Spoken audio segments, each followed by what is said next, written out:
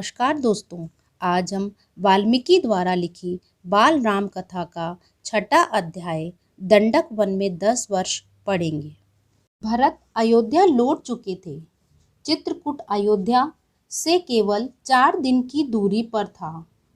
अयोध्या के लोग वहां आते रहते थे। कई कार्यों के लिए राम से राय मांगने आते थे। राम वहां से दूर चले जाना चाहते थे। राम, लक्ष्मण और सीता चित्रकूट छोड़कर दंडक वन की ओर चल पड़े।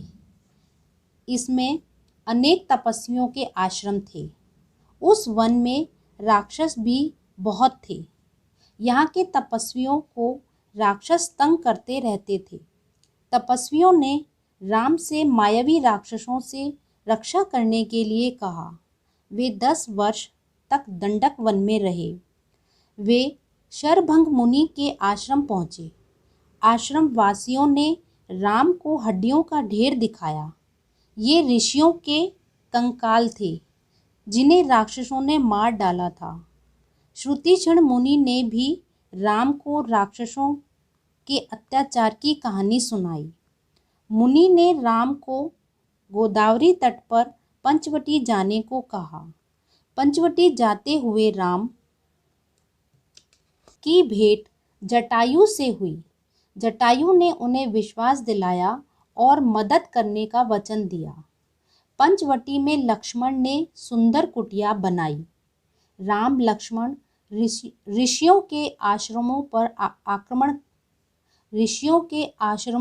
आक्रमण करने वाले राक्षसों का संहार भी करते रहे। अब वहां तपस्वियों के लिए शांतिपूर्ण वातावरण था। एक दिन लंका के राजा रावण की बहन शूर्पणखा वहां एक सुंदर स्त्री का रूप धारण कर आई और राम से बोली कि वह उनसे विवाह करना चाहती है। राम ने जब उसे कहा कि मेरा तो विवाह हो चुका है, तब वह लक्ष्मण के पास गई। लक्ष्मण ने उसे राम के पास भेज दिया। इस प्रकार वह उन दोनों के बीच भागती रही। अंत में वह क्रोधित होकर सीता पर झपटी। लक्ष्मण ने तत्काल उसके नाक कान काट दिए। वह रोती हुई अपने भाई खर और दूषण के पास गई। शूर्पणखा की दुर्दशा देखकर और उसकी इस दशा का कारण जानकर खर दूषण क्रोध से भर गए। खर दूषण ने पहले तो 14 राक्षसों को राम से बदला लेने के लिए भेजा, परंतु उनके मारे जाने पर स्वयं सेना लेकर राम से युद्ध करने पहुंचे और मारे गए। कुछ राक्षस जान बचाकर भाग गए। इनमें से अंकपन नामक राक्षस ने रावण को सारी घटना बताकर सीता का हरण करने की सलाह दी। रावण सीता हरण के लिए तैयार हो गए, पर मारीच ने रावण को सीता का हरण न करने के लिए कहा। रावण लंका लौट गए। थोड़ी देर में शूर्पणखा रोते हुए रावण के पास पहुंची और उसे अपना दुखड़ा सुनाया और राम लक्ष्मण की वीरता की प्रशंसा करते हुए सीता की सुंदरता के बारे में बताया।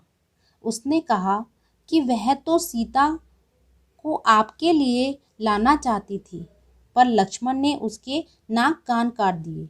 रावण ने यह सब सुना तो रावण फिर मारीच के पास गया और उससे मदद मांगी।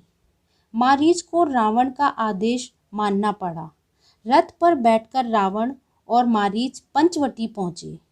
मारीच सोने के हिरण का रूप धारण कर कुटी के आस पास घूमने लगा। रावण तपस्वी का वेश धारण कर पेड़ के पीछे छिप गया।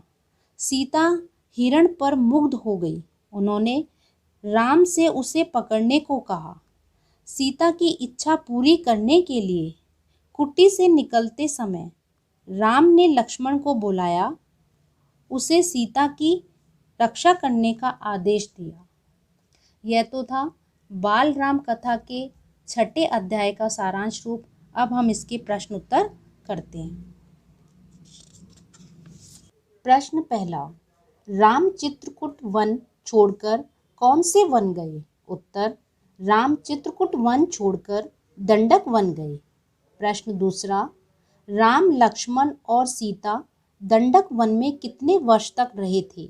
उत्तर, राम लक्ष्मण और सीता 10 वर्ष तक दंडक वन में रहे थे। प्रश्न तीसरा, राम जब शरभंग मुनि के आश्रम पहुँचे तब मुनि ने उन्हें क्या दिखाया? उत्तर, मुनि ने उन्हें हड्डियों का ढेर दिखाया और बताया कि वे उन ऋषियों के कंकाल हैं जिन्हें राक्षसों ने मार डाला। प्रश्न चौथा, पंचवटी जाते समय रास्ते में राम को कौन मिला था? उत्तर, राम को विशालकाय गिद्ध मिला जिसका नाम जटायु था। प्रश्न छठा, शूर्पणखा किसकी बहन थी? उत्तर, शूर्पणखा रावण की बहन थी। प्रश्न सातवां, शूर्पणखा किसे देखकर मोहित हो गई? उत्तर, राम को देखकर। प्रश्न आठवां, शूर्पणखा खून से लथपथ किसके पास गई?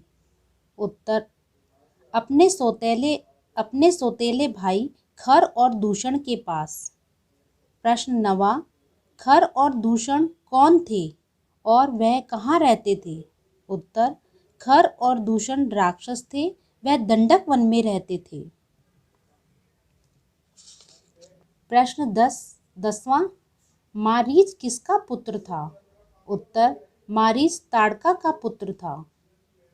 प्रश्न 11वां, रावण और मारीच ने पंचवटी पहुंचकर किसका वेश धारण किया था?